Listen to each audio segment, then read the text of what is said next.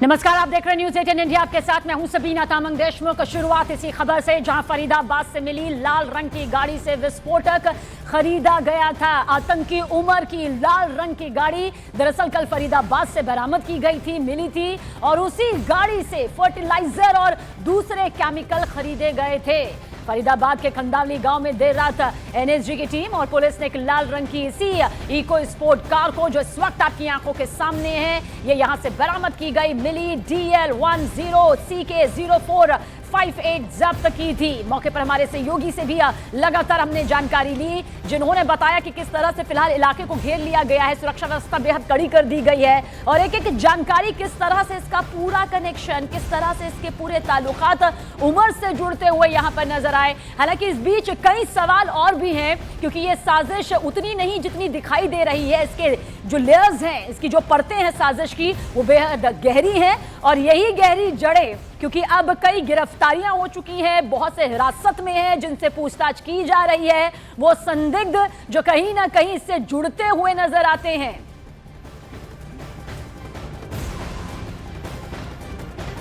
और हमारे सहयोगी आनंद तिवारी ज्यादा और पूरी जानकारी के साथ। आनंद, संवेदनशील, बेहद गंभीर ये पूरा मामला, इसलिए पूरी सटीक जानकारी आपके जरिए दर्शकों तक पहुंचाना चाहेंगे। देखिए, वैसे इस पूरे मामले की जांच अब एनआईए कर रही है, लेकिन पैरेलल जांच जो है वो दिल्ली पुलिस की स्पेशल सेल भी कर रही है। पूरे रूट के जो सीसीटीवी फुटेज है वो दिल्ली पुलिस ने ही एक्सेस करे हैं। लोकल पुलिस की मदद से पूरे रोड की मैपिंग की गई है, और एक पूरा रोड मैप था उसको तैयार किया गया है। ये तमाम चीजें जो है वो एनआईए को शेयर भी की जा रही हैं। इस पूरे मामले में अभी उमर जो है वो जिस गाड़ी में था, उस गाड़ी की भी जो है पूरी पड़ताल जो है वो दिल्ली पुलिस ने कर ली है। इसके अलावा जो लाल रंग की गाड़ी थी उसको लेकर एक बहुत बड़ा खुलासा हुआ है। न्यूज़ 18 इंडिया को सेंट्रल एजेंसियों के सूत्रों ने बताया है कि फरीदाबाद से कल जो लाल रंग की गाड़ी बरामद हुई है, जिसको लेकर एक अलर्ट जारी हुआ था ब्लास्ट के बाद, दरअसल उसी गाड़ी में जो डॉक्टर मुजामिल उमर थे और बाकी लोग थे, उन्होंने हरियाणा में जो एनआईटी चौक है और इसके अलावा जो नूहू है वहां से फर्टिलाइजर खरीदा, और उस गाड़ी में जो दूसरे केमिकल थे वो कैरी किए गए, और उस गाड़ी का इस्तेमाल जो है वो ट्रांसपोर्टेशन के लिए किया गया था, लाल किला ब्लास्ट की साजिश के लिए। तो एक बहुत बड़ा खुलासा हुआ है। उस गाड़ी की फॉरेंसिक जांच जो है वो कराई गई है। कल बम स्क्वाड को भी फरीदाबाद के उस इलाके में बुलाया गया था जहां पर ये गाड़ी खड़ी मिली थी, जो इन संदिग्ध आतंकवादियों के करीबी का घर बताया जाता था। तो इस गाड़ी को लेकर भी तमाम खुलासे हुए हैं। एक और गाड़ी को लेकर भी ऐसी जानकारी आ रही है कि वो गाड़ी, एक और गाड़ी है जो दिल्ली में एंटर करी थी, वो भी इस आतंकी वारदात में इस्तेमाल हो सकती है, जिसको लेकर भी लगातार जो है वो जांच की जा रही है।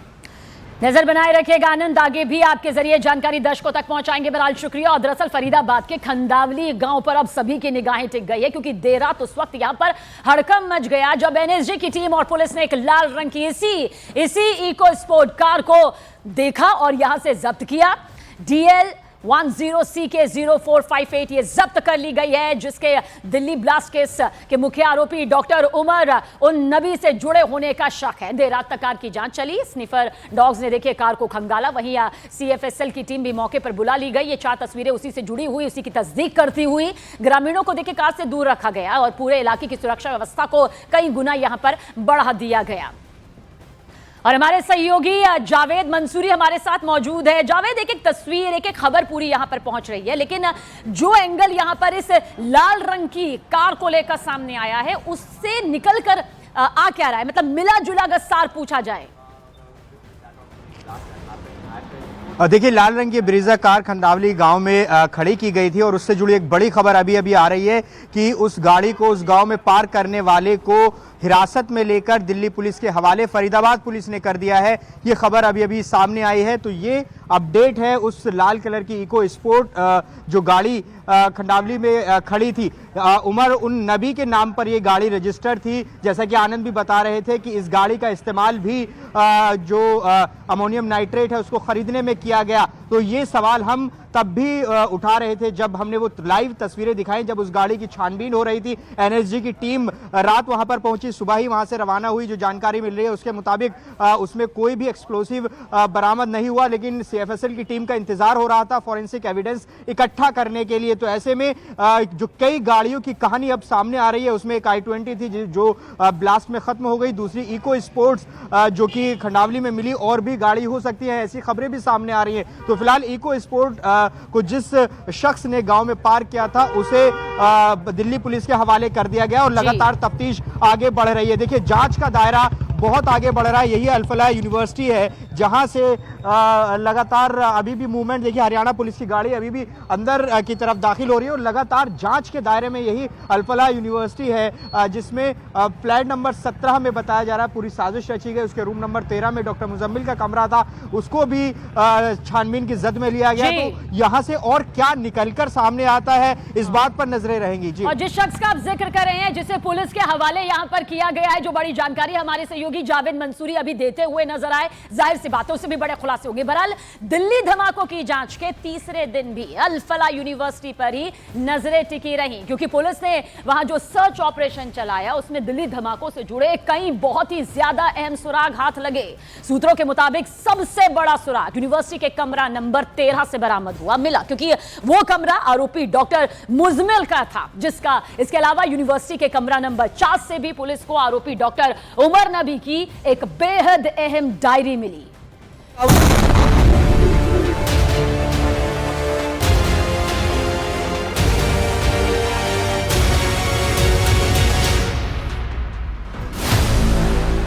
अल-फलाह यूनिवर्सिटी की बिल्डिंग नंबर 17,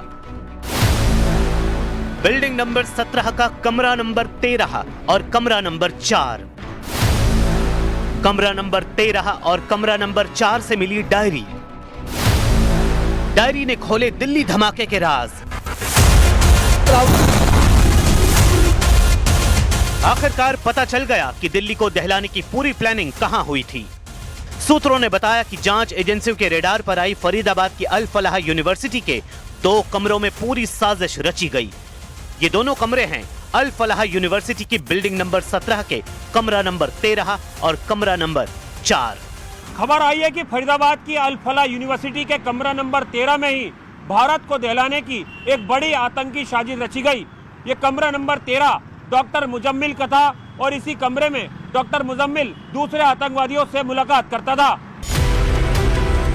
पुलिस के सूत्रों के मुताबिक जांच के दौरान पुलिस ने अल-फलाह यूनिवर्सिटी की बिल्डिंग नंबर 17 के कमरा नंबर 13 को सीज कर दिया।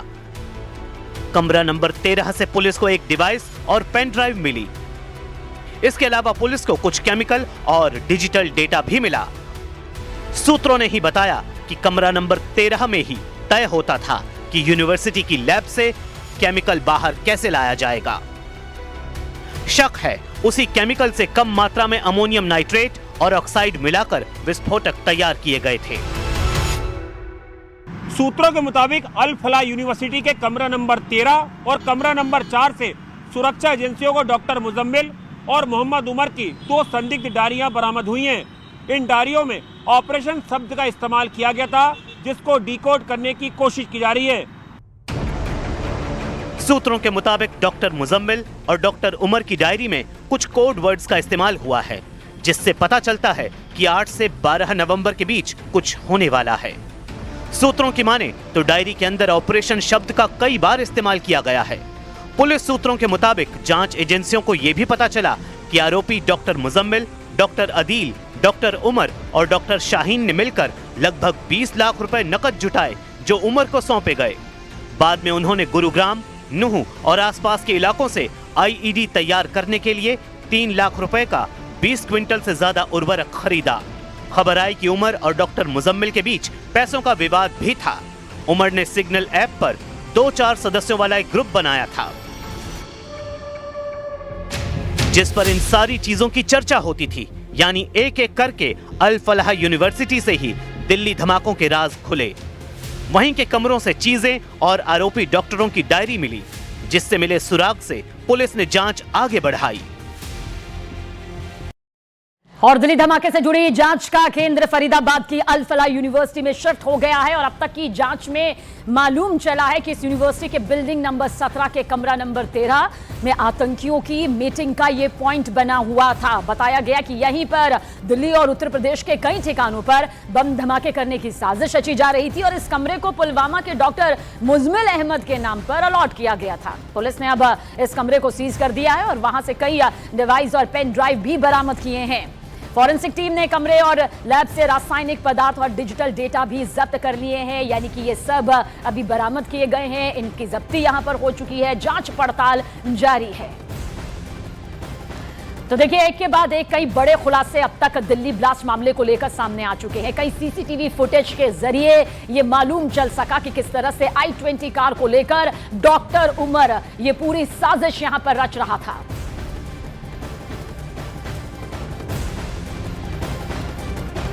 और कमरों से जो डायरी यहां पर मिली है उसने भी एक बहुत बड़ा सच यहां पर सामने रख दिया। हालांकि कुछ कोड वर्ड्स को अभी डिकोड करना बाकी है, क्योंकि ऑपरेशन का भी जिक्र, बार बार शब्द का जिक्र इसमें किया गया। कुछ और भी शब्द यहां पर कोड वर्ड्स के जरिए सामने आए।